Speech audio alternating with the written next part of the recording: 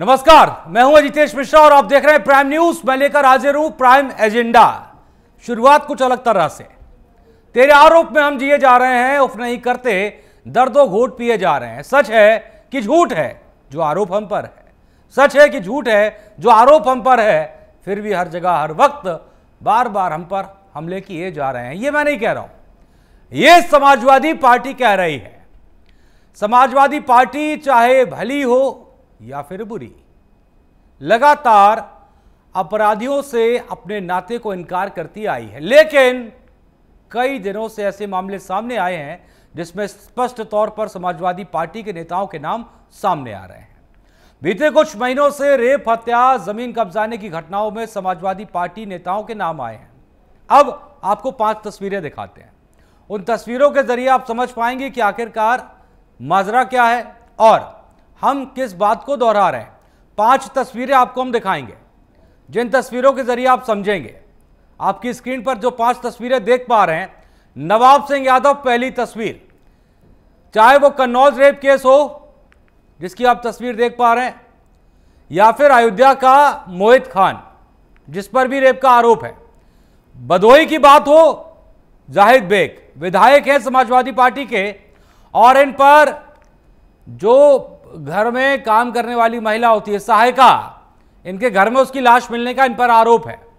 और जो चौथी तस्वीर आप देख पा रहे हैं, यह है समाजवादी पार्टी के मिल्कीपुर विधानसभा सीट से उपचुनाव में प्रत्याशी अजीत प्रसाद, फैजाबाद से सांसद अवधेश प्रसाद के बेटे।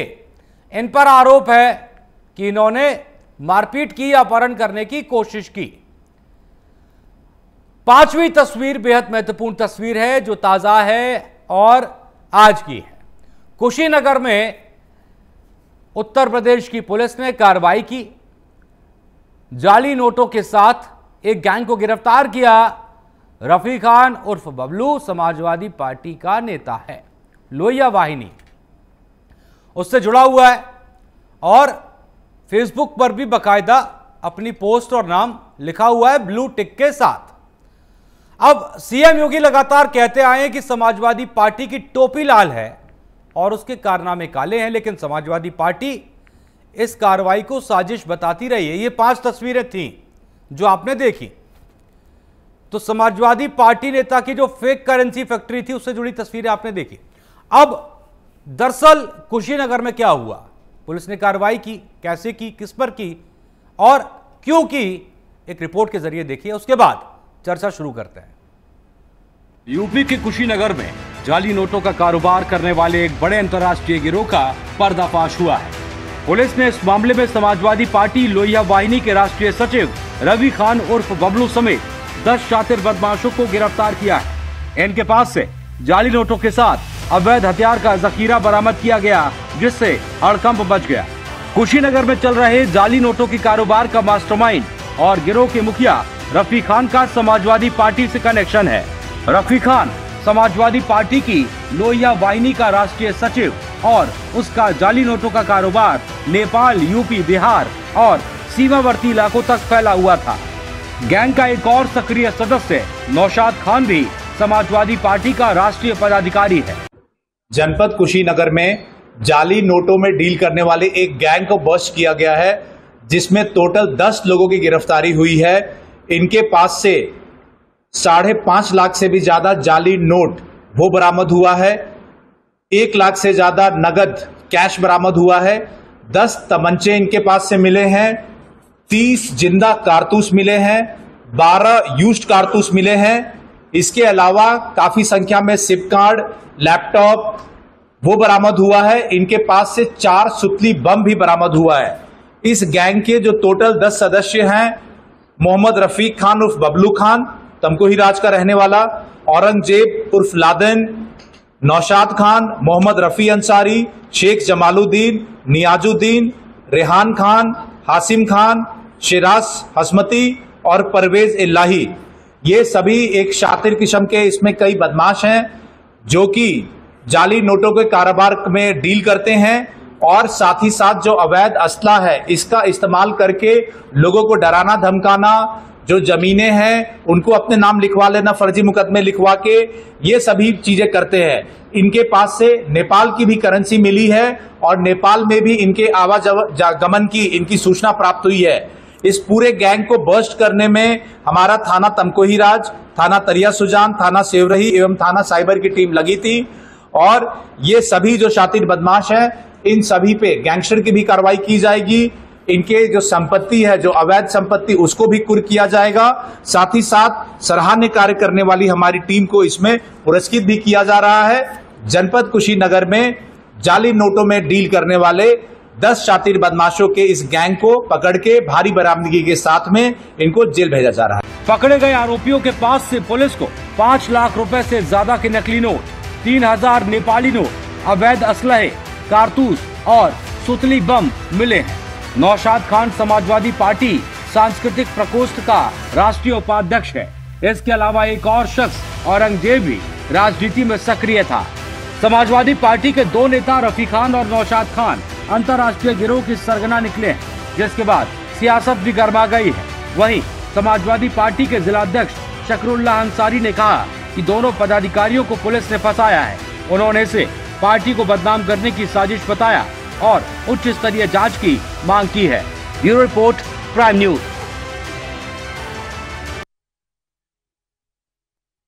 तो पूरी कहानी आपने एक रिपोर्ट के जरिए समझ ली कुशीनगर में क्या हुआ, लेकिन चूंकि आज की चर्चा जो है वो सिर्फ कुशीनगर तक सीमित नहीं है। आज की चर्चा उन तमाम घटनाओं पर जाएगी, उन घटनाओं से जुड़े मुद्दों पर बातचीत की जाएगी जो अभी हाल ही में हुई हैं, जिनसे तस्वीरें आप देख पा रहे हैं।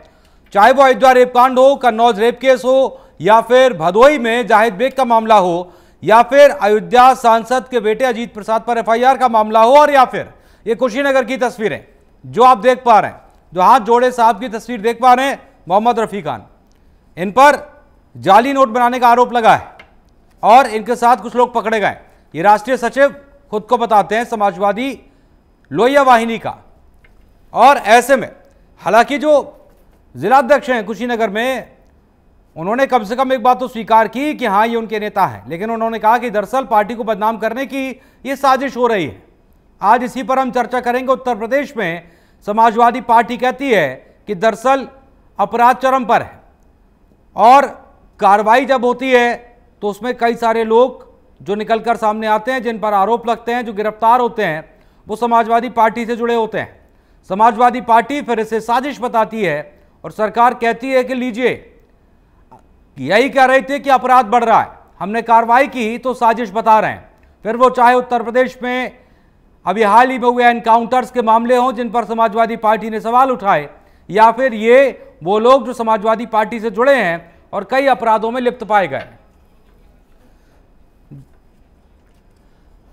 तो चलिए अब चर्चा की शुरुआत करते हैं और खास मेहमान इस वक्त हमारे साथ जुड़ गए। आज के खास मेहमान आपकी स्क्रीन पर हमारे साथ आलोक वत्स हैं, बीजेपी के नेता। आलोक जी, आपका बहुत बहुत स्वागत है। हमारे साथ जैनेंद्र अर्कवंशी हैं, सुभाषपा के प्रवक्ता हैं। जैनेंद्र जी, आपका भी बहुत बहुत स्वागत है। हमारे साथ अमित तिवारी है, राजनीतिक विश्लेषक है, आपका बहुत बहुत स्वागत है। और थोड़ी देर में हमारे साथ रविंद्र सिंह जुड़ेंगे जो कि समाजवादी पार्टी के प्रवक्ता हैं। अब चूंकि समाजवादी पार्टी के प्रवक्ता भी थोड़ी देर में जुड़ेंगे, पहला सवाल उन्हीं से था, लेकिन चलिए, चूंकि हर एक चीज जो भी घटती है उसे सियासत से जोड़कर देखा जाता है, तो आज की चर्चा और इन तमाम इन घटनाओं की पृष्ठभूमि क्या है, मैं समझना चाहूंगा अमित तिवारी से, क्योंकि ये पूरा मामला भी सियासी कहा जाता है, सियासत से जुड़ा होता है। जो लोग पकड़े जा रहे हैं वो भी सियासत से जुड़े हैं। अमित तिवारी जी, समाजवादी पार्टी ढोल पीट कर ये कह रही थी कि उत्तर प्रदेश में अपराध बढ़ रहा है, और जब अब कार्रवाई हो रही है तो ज्यादातर जो मामले हैं जो पुलिस कार्रवाई कर रही है उनमें समाजवादी पार्टी से जुड़े नेताओं के नाम आ रहे हैं। तो अब समाजवादी पार्टी कह रही है साजिश हो रही है, ये चल क्या रहा है?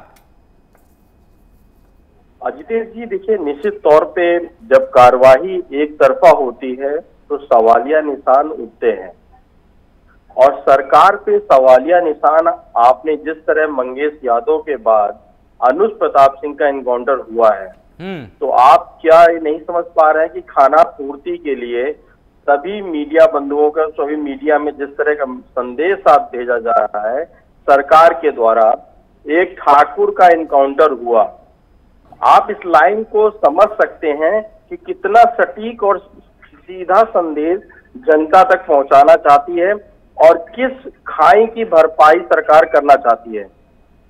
आखिर अगर घटना हो रही है, हाँ। हम ये कहते हैं कि सरकार जांच कराए, उन पर कार्रवाई करे। उसमें कोई किसी पार्टी का नेता हो, चाहे वो किसी पार्टी का कोई बहुत बड़ा प्रवक्ता हो, हाँ। और चाहे वो अधिवक्ता हो, आप उस पर कार्रवाई करिए, लेकिन उसको न्यायालय तक जाने का मौका तो दीजिए। हाँ। आप तो पहले ही ऑपरेशन लंगड़ा चलाकर, अभी जिन आप 3 व्यक्तियों की बात कर रहे हैं, नौशाद खान, औरंगजेब और जो रफी खान की आप बात कर रहे हैं, गिरफ्तार हुए, लेकिन गिरफ्तार होने से पहले आपने देखा है कि तीनों की टांगे टूटी हुई हैं। हाँ। तीनों को व्हील चेयर पे लेके पुलिस जा रही है और वो मैं माफी चाहता हूं, मैं माफी चाहता हूं, इस तरह वो बोलते हुए जा रहे हैं। निश्चित तौर पे ये जो कार्यवाही होती है, ये आपके ऊपर एक सवालिया निशान उठाती हैं। आखिर किस तरह का आप प्रशासन और शासन चलाना चाह रहे हैं। हाँ। एक तानाशाही की सरकार है, हाँ। जहां पे अपराधी को अपनी बात सिद्ध नहीं हो पाती है, हाँ। उसके पहले ही आप उसको अपराधी बना देते हैं। अमित जी, मैं एक चीज समझना चाह रहा हूं, मैं ये सर समझना चाह रहा हूं, चूंकि एनकाउंटर्स पर, और हालांकि देश में देखिए राजनीति तो हर मामले पर होती है, हर मसले पर राजनीति होनी है। कोई भी राजनीति का राजनीति से दूर कोई मसला आज तक रह ही नहीं पाया इस देश के अंदर। फिर भी मैं ये समझना चाह रहा हूं कि जैसे कि सवाल उठते हैं, जैसे मंगेश यादव का एनकाउंटर उठा तो सवाल उठा, अनुज प्रताप सिंह का एनकाउंटर हुआ तो भी सवाल उठा कि कहा गया ही बैलेंस करने के लिए किया गया है। उसके बाद ये जो कार्रवाई हो रही है, इन पर भी सवाल उठ रहे हैं। मैं ये सर जानना चाह रहा हूं कि इनमें विचार क्या है, होना क्या चाहिए। एनकाउंटर्स कब होते हैं ये क्लियर कर दीजिए। आप जानते होंगे एनकाउंटर्स किस स्थिति में होते हैं, मतलब गोली पुलिस के द्वारा किस स्थिति में चलाई जाती है, भी आप जानते होंगे। दूसरी बात सर ये है कि पारदर्शिता जो चाहते हैं समाजवादी पार्टी, वो कैसे आएगी। जिस पारदर्शिता की हम बात कर रहे हैं, आप अगर देखेंगे तो सरकार चाहती ही नहीं है कि पारदर्शिता आए। कार्यवाही को लेके संजीदा अगर सरकार होती तो निश्चित तौर पे न्यायालयों के जो रास्ते हैं उनको बंद करने का प्रयास नहीं करती। आपने देखा होगा कि कार्यवाही पहले हो रही है, न्यायालय प्रक्रिया बाद में हो रही है। अब तो हाई कोर्ट और सुप्रीम कोर्ट की तल्ख टिप्पणियां आ गई हैं उत्तर प्रदेश सरकार को लेके कि आप ये बताइए क्या न्यायालय बंद कर देने चाहिए। आप सबसे बड़ी बात समझिए, एक न्यायालय सुप्रीम जो कोर्ट है वो आपके ऊपर अगर इसी टिप्पणियां कर रहा है, चाहे वो आपकी आरक्षण का मुद्दा रहा हो, चाहे अभ्यर्थियों जो 69,000 अभ्यर्थियों का मामला रहा हो, उसमें कितनी तल्ख टिप्पणी आई है। आप सरकार हर जगह से घिरी होती है। जब सरकार घिरी होती है तो आप अपने आप को कहीं ना कहीं उस खाई को मिटाने के लिए एक इनकाउंटर कर दिया गया। आनन फानन में सभी बड़े मीडिया हाउसेस में उसको किस तरह से टैगलाइन करके चलाया गया कि ठाकुर का इनकाउंटर हुआ। अब अगर इस विचार को समझना चाह रहे हैं तो आप थोड़ा सा फ्लैशबैक में जाएंगे। जितने भी इनकाउंटर हुए हैं, अल्पसंख्यक समाज के लोग रहे हैं, यादव समाज के लोग रहे हैं, या उसमें कुछ दलित इन्वॉल्व रहे हैं। आपको पता है सर, जितने एनकाउंटर्स हुए उनमें पहले नंबर पर मुस्लिम, दूसरे पर ठाकुर, तीसरे पर ब्राह्मण। जी, आप अगर ब्राह्मणों की बात कर रहे हैं, मैं विकास की बात करता हूं, जिसका एक आप सब लोग उदाहरण देते हैं। सबने देश में एक आपका एक दिन पहले ही लोगों ने ये बता दिया था कि इसका इनकाउंटर होगा। ग्वालियर जैसे ही वो मध्य प्रदेश की जो सीमाएं समाप्त होती है, उत्तर प्रदेश में गाड़ी रुकती हैं, सारी मीडिया की गाड़ियां रोक दी जाती हैं और टोल क्रॉस करते ही उसका एनकाउंटर हो जाता है और वो भागने लगता है। जिसके पैर में रॉड पड़ी हुई है, जो लंगड़ा के चलता है, वो विकास दुबे पिस्टल भी छीन लेता है और इनकाउंटर भी हो जाता है उसका। तो सवालिया निशान वहां उठते हैं। मैं मानता हूं जो पुलिस जिस तरह उसकी कार्रवाई में मारे गए, जो शहीद हुए हमारे पुलिसकर्मी, उनके साथ भी हमारी संवेदना है। वो भी ब्राह्मण थे, देवेंद्र मिश्रा जी उसमें शामिल थे, बहुत सारे लोग ब्राह्मण समाज के लोग पुलिस वाले जो उसमें मारे गए थे। सिर्फ एक क्वेश्चन मार्क है वहां पे, सवालिया निशान है। अमित जी, मैं एक चीज नहीं समझ पाता हूं लेके सवालिया निशान एक चीज मन में थी, वो नहीं समझ पाता हूं। चूंकि रही एनकाउंटर्स की बात, तो देखिए समाजवादी की सरकार में, जो समाजवादी पार्टी सरकार थी, ऐसा नहीं उस समय एनकाउंटर नहीं हुए, ठीक है ना। मुलायम सिंह यादव की सरकार में 2 बहुत बड़े एनकाउंटर हुए, निर्भय गुर्जर, रमेश कालिया, ठीक है ना सर। मायावती सरकार में ददुआ और ठोकिया, कल्याण सिंह की सरकार में श्री प्रकाश शुक्ला। तो सर एनकाउंटर्स तो होते रहे, लेकिन इनमें बात वही आ जाती ना कि पारदर्शिता की। आप कहते हैं जैसे समाजवादी पार्टी कहती गलत हुआ, अभी सही हुआ ये तय कौन करेगा, सही हुआ कि गलत हुआ? इसके लिए जांच होगी ना, तय करेगी कोर्ट, ये तय करेगी कोर्ट। अब मंगेश यादव का जब एनकाउंटर हुआ, दस्यु सरगना जब मारा गया, अमित जी, चाहे ददुआ की बात करें जी, उस समय तो जांच भी नहीं हुई ना। निर्भय गुर्जर का जब एनकाउंटर हुआ, मारा गया, तो कोई जांच भी नहीं हुई ना। सबने कहा हाँ भाई ये आदमी ऐसा था, एनकाउंटर हुआ, अच्छा हुआ, है ना सर। मेरा कहने का मतलब ये, जैसे मंगेश यादव का एनकाउंटर हुआ, जनता पीड़ित थी उस व्यक्ति से। मंगेश यादव का अगर एनकाउंटर हुआ सर, तो मंगेश यादव के एनकाउंटर के बाद जांच चल रही है ना, जांच से पहले कहते ना गलत हुआ क्या सर? आलोक बद्जी, मैं आपके पास आ रहा हूं। ये मतलब चुन चुनकर हो रहा है साहब क्या? समाजवादी पार्टी कह रही है ये जानबूझकर मोहित खान, नवाब सिंह यादव, जाहिद बेग, अब मोहम्मद रफी और अजीत प्रसाद पर तो एफआईआर हुई गई है। समाजवादी पार्टी कह रही है कि चुन चुनकर जानबूझकर किया जा रहा है। जी, ये दो पार्टियां नॉर्थ इंडिया में शुद्ध रूप से जातिगत पार्टियां हैं। बिहार में राजद और यूपी में सपा। तो इनको हर चीज में हर सामाजिक चीज में जातिगत दृष्टिकोण से ये तस्मे से देखते हैं और कहते हैं कि करवा दिया गया है।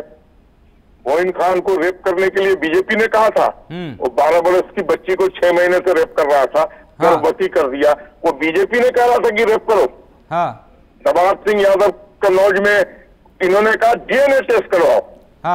डीएनए टेस्ट आ गया, उसमें वो प्रूव हो गया कि यही आदमी है। क्या किया इन्होंने? उसके बाद ये जब मंगेश मारा गया, एक अपराधी मारा गया, अपराधी पर नहीं संवेदना व्यक्त किए, उसकी जातिगत मामला उठा दिया। एक कहावत है, जात न पूछो साधु की और जात न पूछो अपराधी की। अपराधी की कोई जात नहीं होती है, उसका जात होता है अपराध, बलात्कार, लूट, डकैती, हत्या, ये उसकी जात होती है।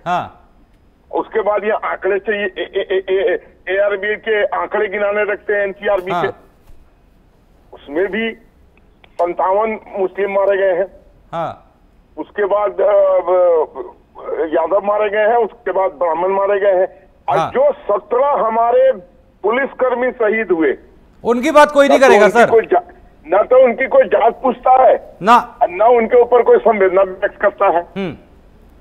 आप मुझे बताइए, तो अपराधी अगर फायर करेगा तो उसके काउंटर फायर करेंगे या उसको फूल माला चढ़ाएंगे, चलो भैया न्यायालय में चलते हैं, वहां बात कर लेंगे क्या होगा नहीं होगा।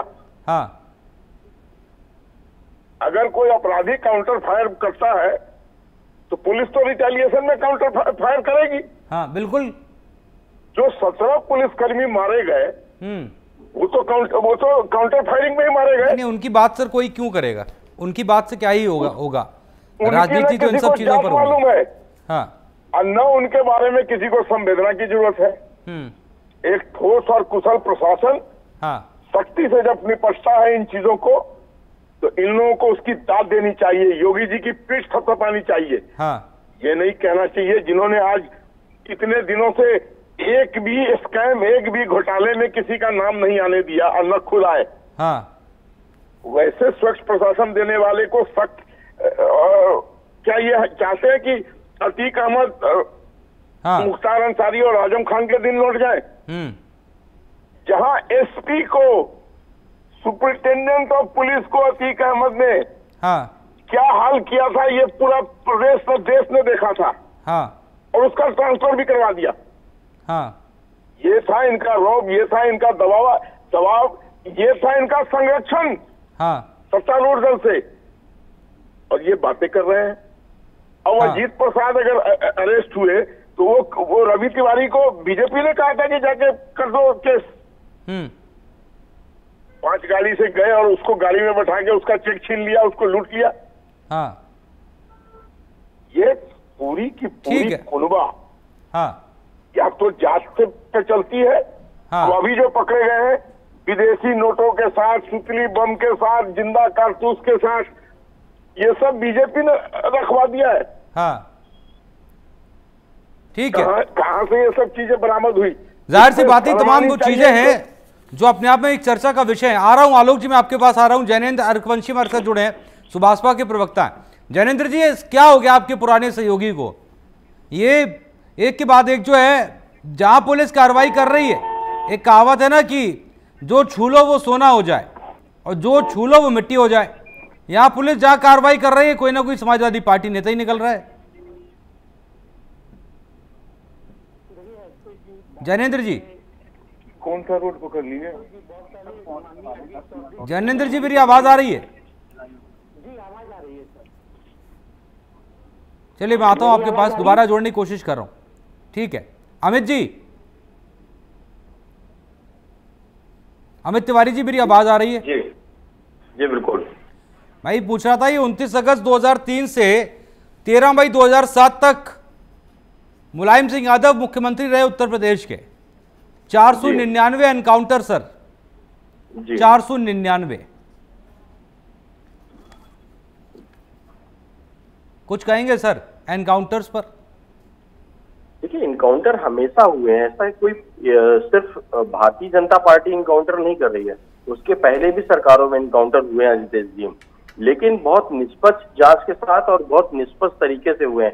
कार्रवाई एक तरफा नहीं हुई है, और जहां पे भी कार्रवाई एक तरफा हुई है वहां पे जनता ने भी विरोध किया है, और मीडिया चौथा स्तंभ है, वहां पे उसने भी उसका विरोध किया है।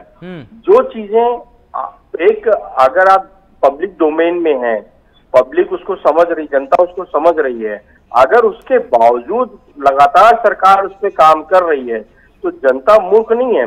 जनता ने 2024 के लोकसभा चुनाव में जिस तरह अपना मैंडेट दिया है, अगर सरकार उससे अभी नहीं समझ पा रही है तो 2027 में जिस तरह का मैंडेट मिलेगा वो जनता उसको समझा देगी।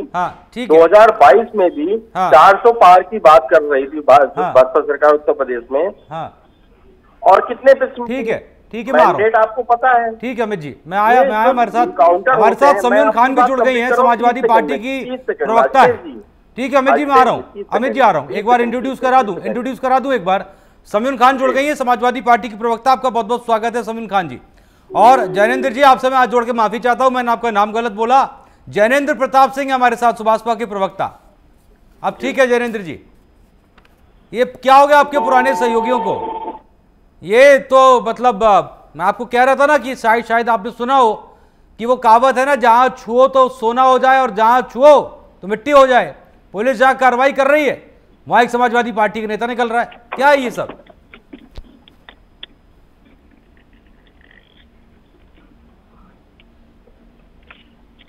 गाड़ी में बैठा हो, जिस गाड़ी में लगा हो लाल झंडा, उस गाड़ी में सब लोग बैठा है समाजवादी पार्टी का गुंडा। ये बहुत स्पष्ट कहा था। और देखिए, आज की बात नहीं है ये, इससे पहले आप मऊ देख लीजिए उठा के, चाहे अयोध्या देख लीजिए, कन्नौज देख लीजिए, या बाकी जगहों पे देख लीजिए, जौनपुर में देख लीजिए, या फिर यहीं पे देख लीजिए जहां आज पकड़ी गई है कुशीनगर में। तो सभी जगह समाजवादी पार्टी के ने जो एक अपने शासनकाल में चीज बनाई थी, जिसको हम कहते हैं वन डिस्ट्रिक्ट वन माफिया, वही कहीं ना कहीं से उजागर हो रहा है। लेकिन सबसे हैरानी की बात है कि देश की अर्थव्यवस्था को तोड़ने के लिए नकली और फेक करेंसी जो बनाई जा रही थी, इसका जो सेंटर था वो नेपाल था। क्या इस देश के नागरिकों को और हम लोगों को नहीं पता है कि नेपाल के रास्ते ही पहले सारे कार्य होते थे?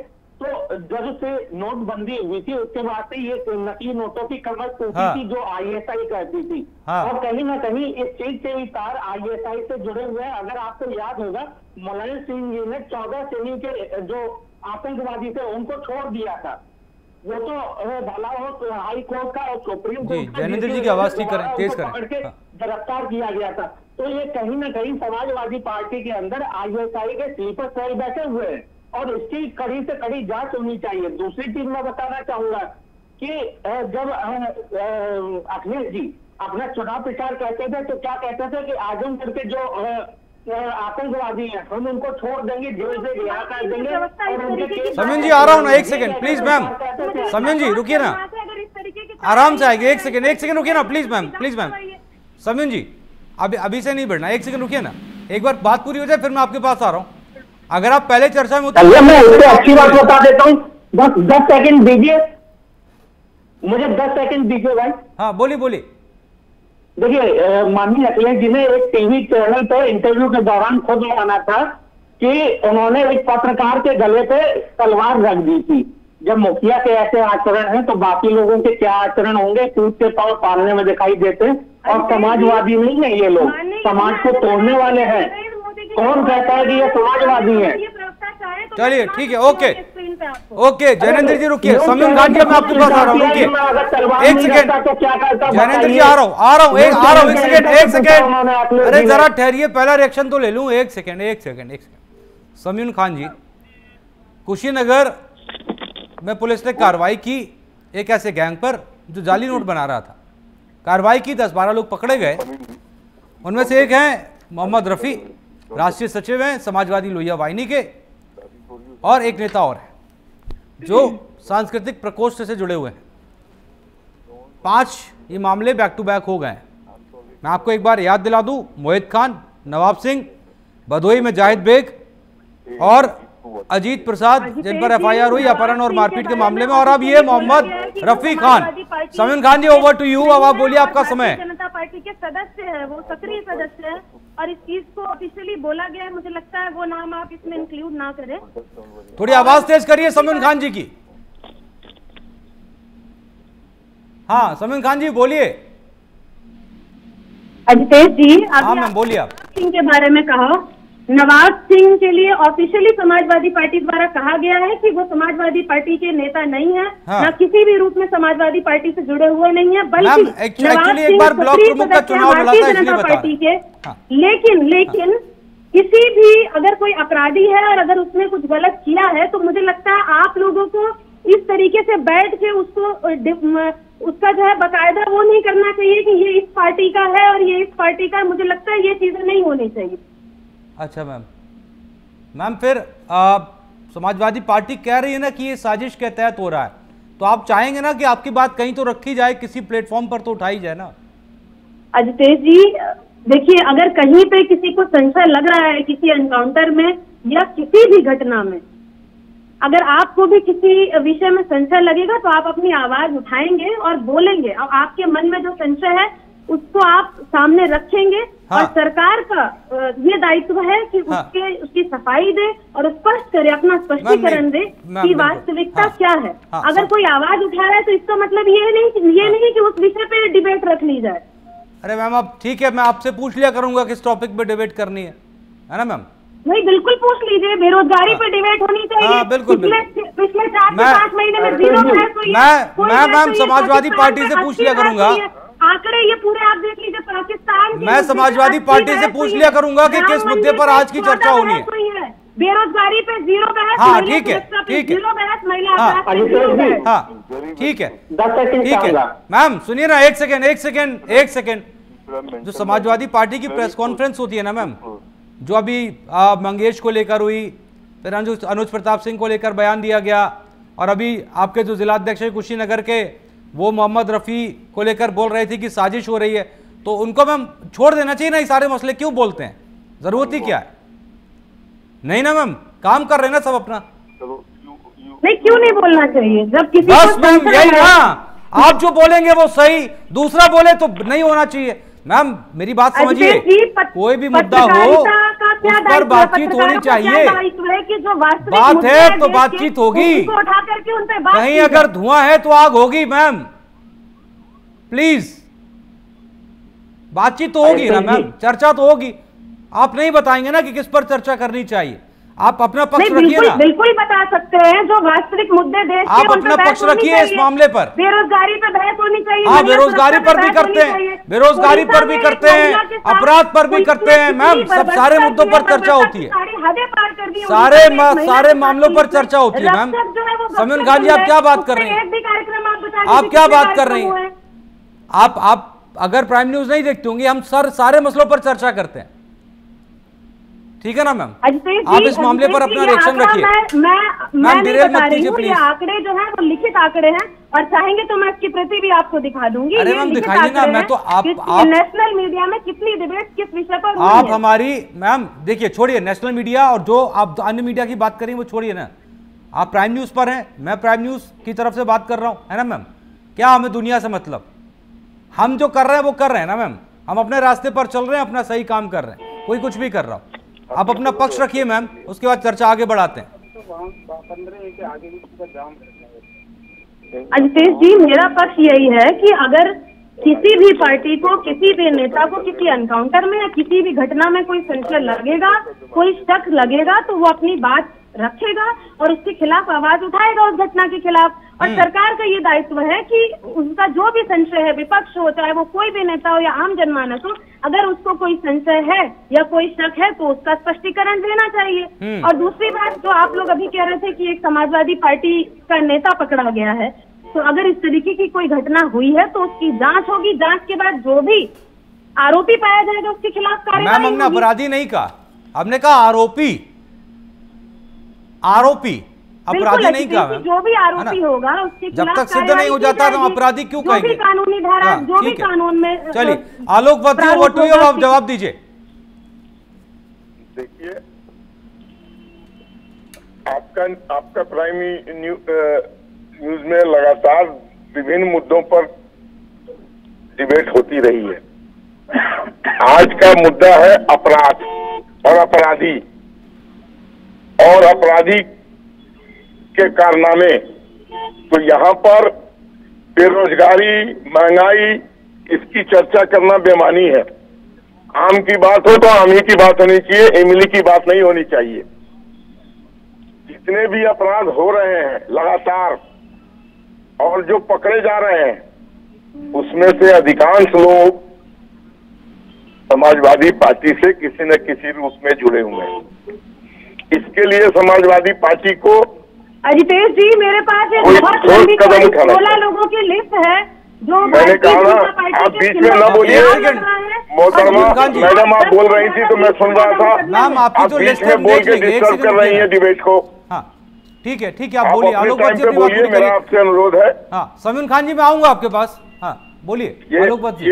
ये साबित हो चुका है अजितेश जी कि समाजवादी पार्टी गुंडों मवालियों की पार्टी है, जातिगत पार्टी है, उसी आधार पर इनकी राजनीति चलती है। अजितेश जी, भारतीय जनता पार्टी में क्या कर रहे हैं एक सेकंड रुकिए ना जरा। मंगेश यादव हो गया। समीउन खान जी एक एक करके आएंगे ना, ऐसे चर्चा नहीं होती। रुकिए एक सेकंड, एक सेकंड। संकट हो गया। समीउन खान जी प्लीज एक सेकंड रुकिए। आलोक वत्स जी एक सेकंड रुकिए। नहीं, इस तरीके के इनको बोलिए। अरे मैम आपका नंबर है तो बोलिए ना। बात करिए। आप मर्यादा में नहीं है, आप दूसरे के टाइम में बोल रही हैं, यही अमर्यादित काम है। मैं आप बोल रही थी तो मैंने एक शब्द नहीं बोला। जिस तरीके से अभी आपने आप बोल रही थी तो मैंने एक शब्द नहीं बोला। यही दर्शाता है कि आप गुंडे मवालियों की पार्टी से आती हैं। ये आपका व्यवहार, आपका आचरण बता रहा है कि गुंडे मवालियों की पार्टी से आती हैं आप। जब तक आप बोली मैं चुपचाप सुनता रहा, लेकिन मेरे बोलने से, सच्चाई प्रकट करने से आपको चुभ रही है और आप उसको बर्दाश्त नहीं कर पा रही हैं। नवाब सिंह यादव आपका पार्टी का आदमी था, अखिलेश जी के साथ उसके फोटो है कार्यक्रम में शिरकत करते हुए। वो चुनाव लड़ा था आपके। अजितेश जी, IIT BHU में जिन 3 लड़कों ने NDDP के जिन लड़कों ने गैंगरेप किया एक लड़की के साथ कैंपस में, उनके स्मृति ईरानी जी के साथ फोटो योगी आदित्यनाथ से चुनाव लड़ता था। अतीक अहमद किस पार्टी से चुनाव लड़ता था? आजम खान किस पार्टी से थे? कोई जवाब है आपके पास? आज अमन चैन की जिंदगी जी रहे हैं उत्तर प्रदेश के लोग, उसमें जो भी लोग खलल डालने की कोशिश कर रहे हैं उनके साथ सख्ती से निपटाई हो रही है और होती रहेगी। ये जान लीजिए कि अब गुंडे मवालियों का राज किसी कीमत पर योगी जी के शासन में नहीं चल सकता है उत्तर प्रदेश में। और कृपया जांच न पूछो साधु की, जांच न पूछो अपराधी की। किसी अपराधी के जांच मत पूछिए और ये मत बोलिए कि काउंटर इनकाउंटर पे इसको मार दिया और उसको मार दिया। अपराधी की कोई जांच नहीं होती है, उनको संरक्षण देना बंद कीजिए। हाँ। उनके साथ उठना बैठना बंद कीजिए। ठीक है। अपराध मुक्त करने में योगी जी का सहयोग कीजिए। ठीक है, आलोक भट्ट जी, उत्तर प्रदेश को उत्तम प्रदेश बनाने में मदद कीजिए। हाँ, ये आपका दायित्व बनता है। आलोक भट्ट जी, मैं आ रहा हूँ आपके चुनाव पास। के लिए कुछ भी बोल देना और कुछ भी कर देना, हाँ, और किसी तरीके से अपने में लिपटा लेना, हाँ, ये कहीं से शोभनीय नहीं है। चलिए ठीक है सर, रुकिए, एक सेकंड रुकिए सर। जैनेंद्र जी, मैं आपके पास आ रहा हूँ, थोड़ा सा रुक कर आ रहा हूँ बस। समीन खान जी, रिएक्शन दीजिए अपना, उसके बाद मैं आपके पास आ रहा हूँ। अमित जी, आप बोलिए। समीन खान जी, आप क्या कह रही थी?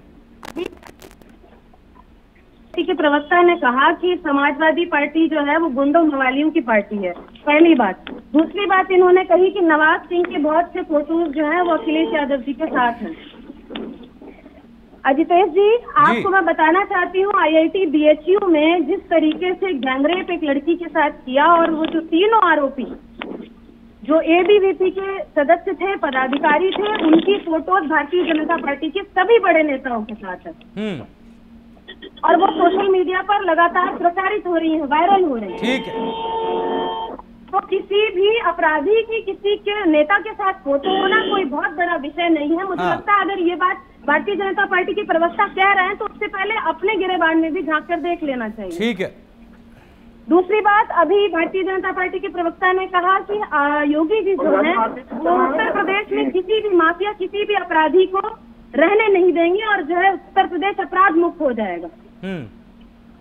मैं पूछना चाहती हूँ, ब्रजेश सिंह जिनके ऊपर 20 से ज्यादा मुकदमे हैं, उनके ऊपर कब कार्रवाई होगी? सोनू सिंह 30 से ज्यादा मुकदमे, राजा भैया 10 से ज्यादा मुकदमे, ब्रजभूषण शरण सिंह 10 से ज्यादा मुकदमे, कुलदीप सिंह सेंगर उन पे भी जो है 20 से ज्यादा मुकदमे हैं, बलात्कार का मुकदमा है। क्या ये सब लोग नहीं दिखते हैं क्या? ठीक है। जब अपराध मुक्त उत्तर प्रदेश आपको पता होना चाहिए इन सबके ऊपर केस दर्ज है और कार्रवाई चल रही है। प्रजाति नहीं दिखते हैं क्या? हाँ, इनके ऊपर केस दर्ज है और इनके ऊपर कार्रवाई चल रही है, मामला कोर्ट में लंबित है। प्रताप सिंह जवाब देंगे, उसके बाद अमित जी मैं आपके पास आ रहा हूँ। Jainendra Pratap Singh, over to you.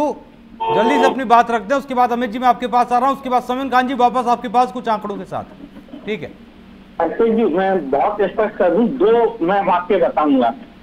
पहला वाक्य है कि जब मुलायम सिंह जी का राज था 2002 से 7 के बीच में, तो 499 एनकाउंटर हुए थे। वही उस समय मैं एक और चीज स्पष्ट कर दूं कि उस समय जो एक गाइडलाइन जारी की हुई है सुप्रीम कोर्ट ऑफ इंडिया ने, जिसके अंतर्गत जहां भी एनकाउंटर होता है उसकी FIR लिखी जाती है, उसकी पूरी मजिस्ट्रियल जांच होती है और उसके बाद ही क्लीन चिट मिलती है।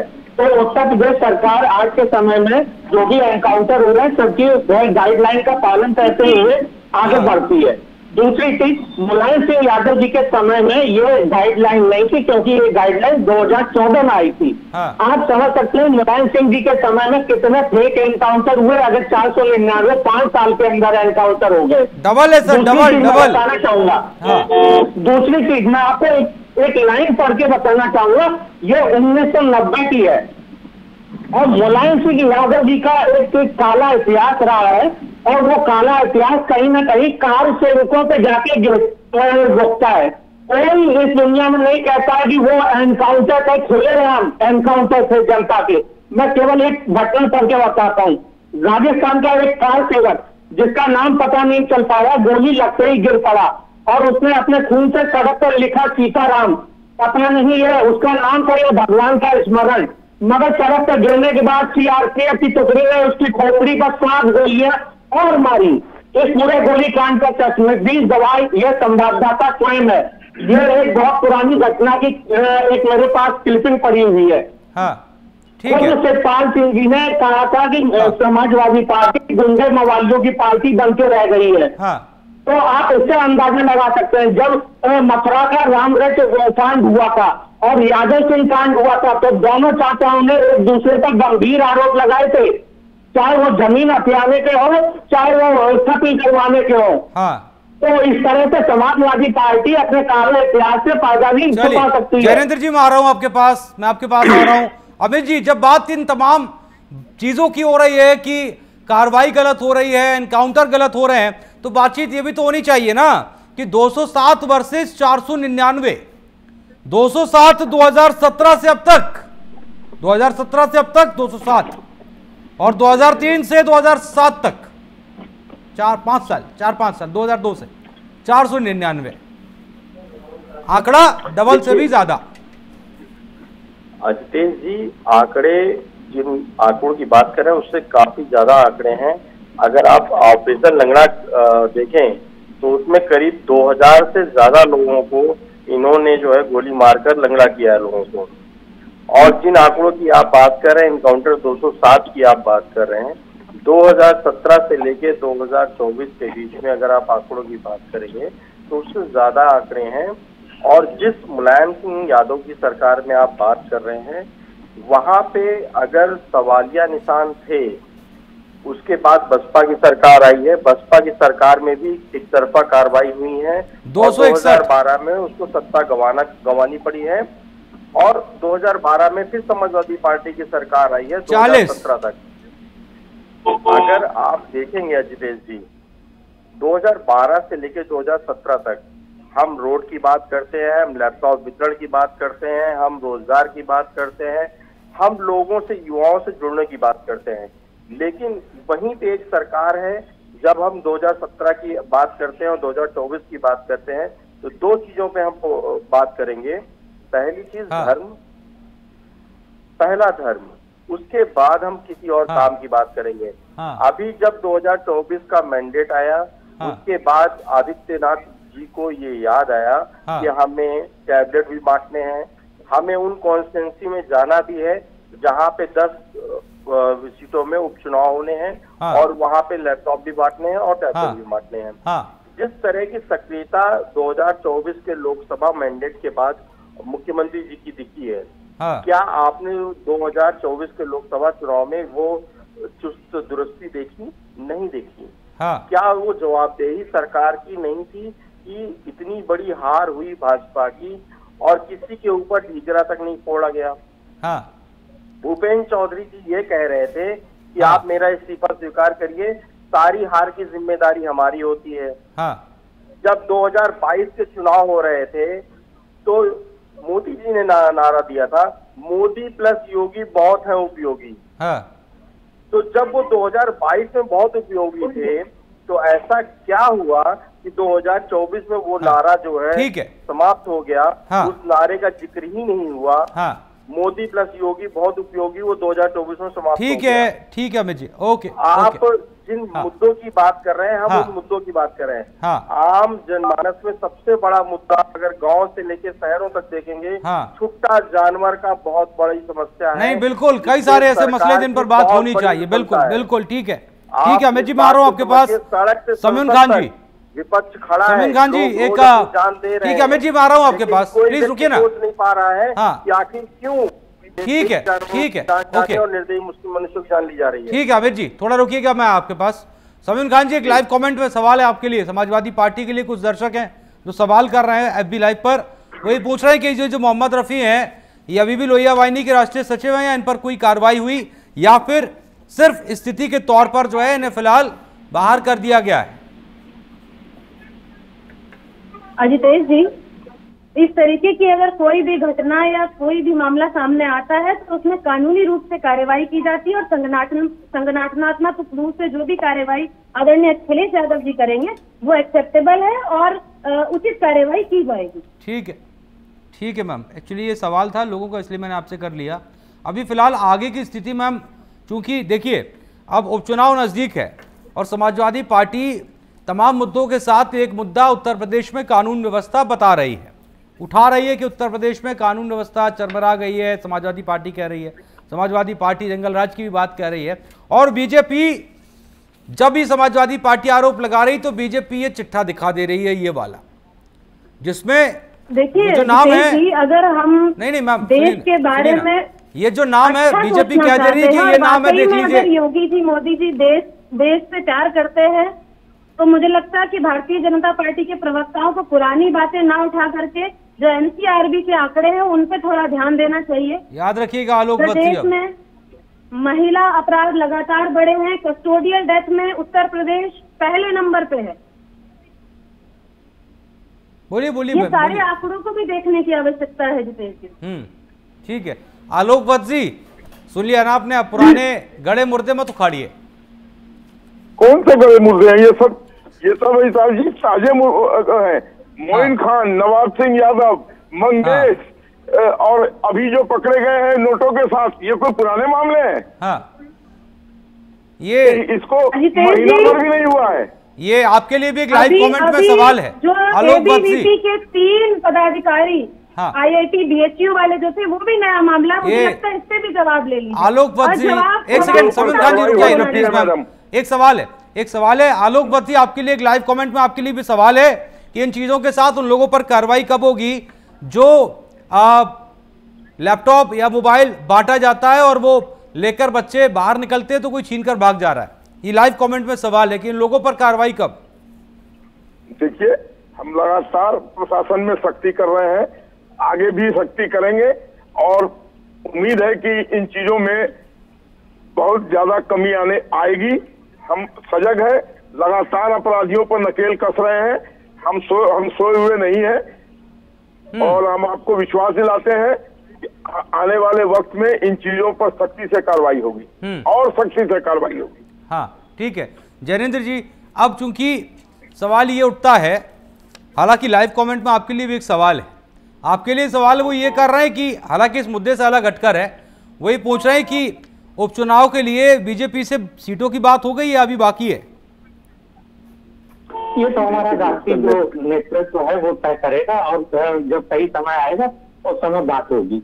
और दूसरी चीज मैं बताना चाहूंगा, हमारी बहन ने जो बताया अपराध के मामले में, मैं उनको बता दूं कि उत्तर प्रदेश अगर अपने आप में एक देश होता तो विश्व में 5वें नंबर का सबसे बड़ा देश होता। हाँ। और अगर जनसंख्या के हिसाब से आप अपराध देखेंगे तो यहाँ पर गलती करेंगे, क्योंकि अगर प्रति लाख आबादी पे जब अपराध देखा जाता है तो बलात्कार के मामले में 20वें नंबर पे है, हत्या के मामले में 24वें नंबर पे है, अपहरण के मामले में 28वें नंबर पे है। पूरे देश में प्रति लाख आबादी पर 258 जो रेट है अपराधों का सभी तरह के, वो उत्तर प्रदेश के अंदर 171 पे है। इस मामले में उत्तर प्रदेश 20वें नंबर पे है। तो इन्हें अपना थोड़ा सा ज्ञान गणित में और बाकी चीजों में भी जानना चाहिए कि हर चीज की गिनती। बात पूरी होने दीजिए, बात पूरी होने दीजिए।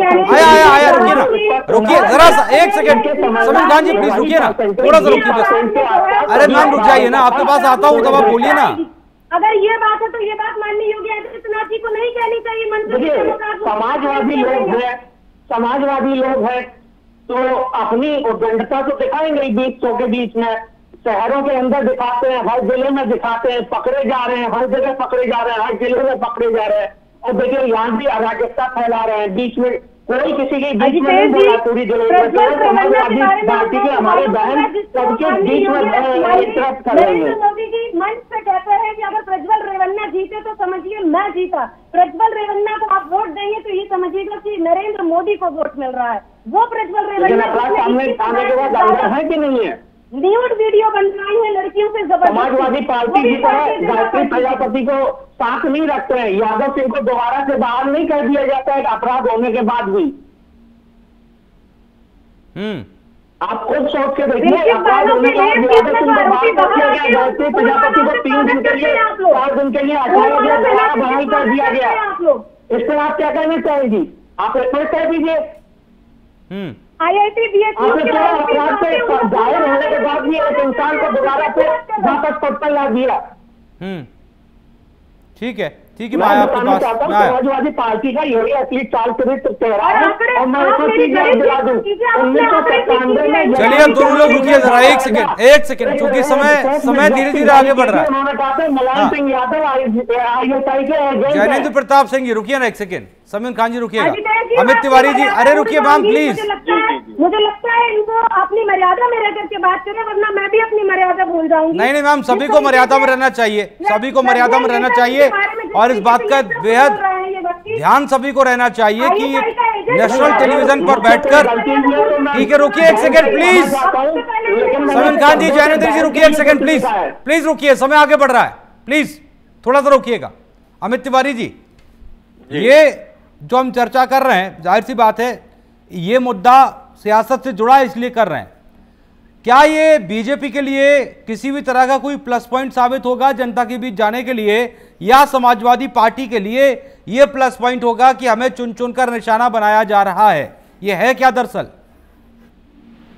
निश्चित तौर पर बीजेपी ये लोकसभा के मैंडेट के बाद जिस तरह का पीडीए का कार्ड जो एक सफलता पूर्वक एक बड़ा मैंडेट 37 सीटों तक अगर समाजवादी पार्टी और गठबंधन को पहुंचाता है, तो जाहिर सी बात है ये चोट कार्रवाई या आप जिस तरह से एक तरफा कार्रवाई हो रही है वो साबित करता है कहीं न कहीं उस पीडीए को, गठबंधन को कमजोर करने की साजिश है। और जिसपे संशय है लोगों को, तो जाहिर सी बात है सत्ता पक्ष में बैठी भारतीय जनता पार्टी अगर लोगों का संशय और उनके सवालों का जवाब नहीं दे पा रही है तो सवालिया निशान उठते हैं। और आनंद फानन में जिस तरह अनुज प्रताप सिंह के ऊपर इनकाउंटर की कार्रवाई हुई है वो दर्शाता है उनकी कमजोरी को। उनकी जिस तरह से आनंद फानन में इनकाउंटर हुआ, जिस तरह शाही साहब चप्पल में घूम रहे थे, क्या आप समझ सकते हैं कि इनकाउंटर क्या चप्पलों में होते हैं? सवालिया निशान यहाँ आप कार्रवाई करिए। अगर कोई इंटरनेशनल लेवल पे रैकेट चल रहा है और जाली नोटों को छपाई हो रही है, उसमें किसी भी पार्टी का हो, चाहे समाजवादी पार्टी का हो, चाहे सुभाषपा का हो, चाहे भारतीय जनता पार्टी का हो, चाहे कांग्रेस का हो, किसी भी दल का अगर नेता सम्मिलित है तो जाहिर सी बात है संविधान में कानून सबके लिए बराबर है, न्याय प्रक्रिया है, उस न्याय प्रक्रिया से न्यायदंड संहिता के हिसाब से उसको कार्रवाई करिए। आप न्यायालय उसको कोर्ट उसको देखेगी कैसे उसको न्याय देना है और क्या अपराधी को सजा मिलनी चाहिए। लेकिन खुद ही दंडात्मक कार्रवाई करके इनकाउंटर कर देना, दंडात्मक कार्रवाई जो बार बार कही जा रही है, जाहिर सी बात है अगर समाजवादी पार्टी ये कहती है कि ये जो एनकाउंटर्स हो रहे हैं ये फेक हो रहे हैं, अदालत में जाने चाहिए, तो सर वो 499 एनकाउंटर्स क्या थे? वो भी तो सर कार्रवाई थी ना, 499 किसी भी परिस्थिति में थी। किसी भी कार्रवाई को लेके अभी भी जांच की जा सकती है, उस पे आप रिटायर्ड जज से जांच करवा सकते हैं। किसी भी क्या इन 499 एनकाउंटर्स की जांच हुई थी सर? जो पूरे 499 एनकाउंटर अगर तो विपक्ष में बहुजन समाजवादी पार्टी और भारतीय जनता पार्टी बैठी हुई थी, तो अगर वो सवाल नहीं उठा पाई उन 499 जो इनकाउंटर हुए, तो जाहिर सी बात है ये उनकी विफलता है या वो सम्मिलित थे। Gyanendra Pratap Singh, over to you, सहभागिता दिखाएंगे, जल्दी से जवाब दीजिए, समय नहीं है। ज्ञानेंद्र प्रताप सिंह बार बार एक बात को बोल रहे हैं, तो भाजपा के प्रवक्ता है, आप ये बताइए। अमित जी रुकिए, अमित जी समय नहीं है, प्लीज रुकिए ना थोड़ा सा। ठीक है, ऐसा नहीं है कि सवाल नहीं उठाए थे, लेकिन उस समय सुप्रीम कोर्ट की इस तरह की कोई गाइडलाइन नहीं थी कि हर एनकाउंटर की FIR दर्ज की जाएगी और उसकी मजिस्ट्रियल बोलने की आजादी तो सबको है।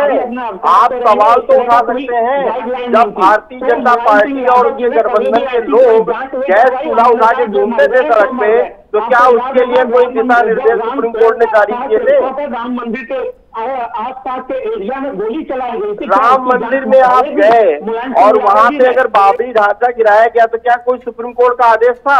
हाँ चलिए, Sameen Khan ji over to you. Amit ji please, समय नहीं है। ज्ञानेंद्र जी बार बार एक ही विषय पर बात करना चाह रहा है। मुझे लगता है कि कार सेवकों पर मुलायम सिंह यादव जी मैं एक जवाब देना चाहता हूँ। अमित जी रुकिए ना एक सेकंड, अमित जी रुकिए ना। भाजपा हाशिए पे थी, वो 40 सीट लेके। अमित जी रुकिए ना एक second, Gyanendra ji please please sir please, समय नहीं है, बिल्कुल आखिरी समय में हम। समीन खान जी 30 सेकंड है प्लीज। कार सेवकों पर गोली चलाने के विषय में बात कर रहे थे। उस समय वहां के तत्कालीन अधिकारी जो थे नृपेंद्र मिश्रा जी, जिनके सामने ये गोली चलाई गई थी और जिनके आदेश पर ये गोली चलाई गई थी, वो नृपेंद्र मिश्रा आज राम मंदिर ट्रस्ट में सदस्य हैं और राम मंदिर का जो ट्रस्ट है उसमें वो मौजूद है, उसमें उनका नाम है बकायदा ऑफिशियली। इस पर क्यों नहीं ये लोग जवाब देते हैं? इस पे क्यों नहीं बात करते? बस गोली चला दी गोली चला दी, इस पे बात करनी है। चलिए समीन खान जी, समीन खान जी रुकिए ना मैम, समय नहीं है। उस पर क्यों नहीं बात करते? हाँ चलिए ठीक है मैम, बात होनी चाहिए, बात है तो बात होनी चाहिए, क्योंकि दुआ है तो आग भी होगी। चलिए समय की कमी है। समीन खान जी आपका बहुत बहुत शुक्रिया, ज्ञानेंद्र जी आपका बहुत बहुत शुक्रिया, और अमित जी आपका भी बहुत बहुत शुक्रिया हमारे साथ खास चर्चा में जुड़ने के लिए। तो उत्तर प्रदेश की सियासत इस वक्त एक अलग मोड़ पर है। 207 वर्सेस 499 की लड़ाई तो जारी है, लेकिन इसके साथ ही साथ बात एक और है। बात यह है कि दरअसल पुलिस की कार्रवाई जहां जहां समाजवादी पार्टी वहां वहां निकल के आ रही है। राजनीति में घमासान है और सवाल यही है समाजवादी पार्टी की तरफ से ऐसा क्यों, और सरकार की तरफ से जवाब है ऐसा इसलिए क्योंकि ऐसा है। अब इस कहानी को आप समझिएगा क्योंकि बेहद कठिन है। आज की खास चर्चा में इतना ही। ना स्याही के दोस्त न सफेदी के दुश्मन, हमें आईना दिखाना दिखा देते हैं। नमस्ते।